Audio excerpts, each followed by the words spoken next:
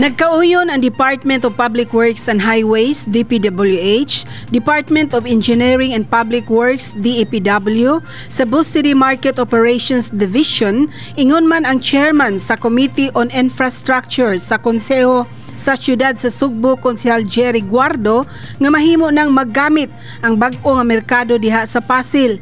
Kinihuman sa gihimong joint inspection sa maong grupo niadtong adlaw Martes nining semana sa bag-ong Pasil Fish Market.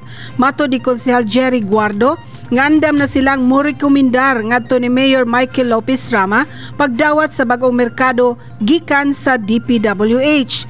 Kinibisan pa man kung wa pa kinihingpit nga nahuman tungod kay base sa resulta sa joint inspection, 90% pa lang sa maong proyekto ang nahuman.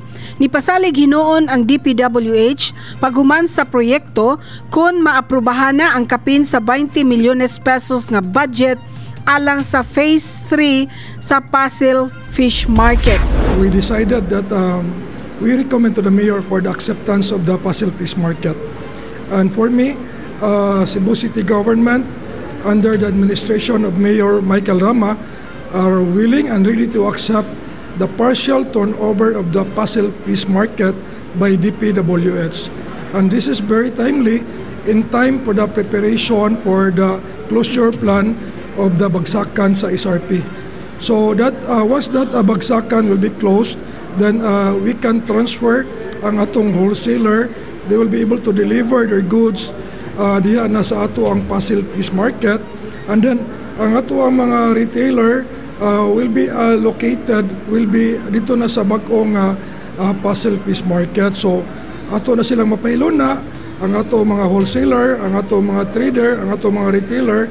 And so to give also convenience sa ato ang mga buyers, labi na mangumprahay o manabuhay diya sa Pasil Fish Market. Sa bag-ong merkado sa Pasil, ibalhin ang bagsakan sa SRP ug mauna unya kini ang permanente nila nga tindahan sa mga isda. Si Konsehal Jerry Guardo ni Dugang nga sa dili pa ang partial ceremonial turnover, adunay paghimuon nga general cleaning sa bag-ong merkado sa mga empleyado sa DEPW, Department of Public Services, DPS, ingon man sa Market Operations Division sa siyudad sa Sugbo. Kini ang balita. Amy Mates, Cebu City News.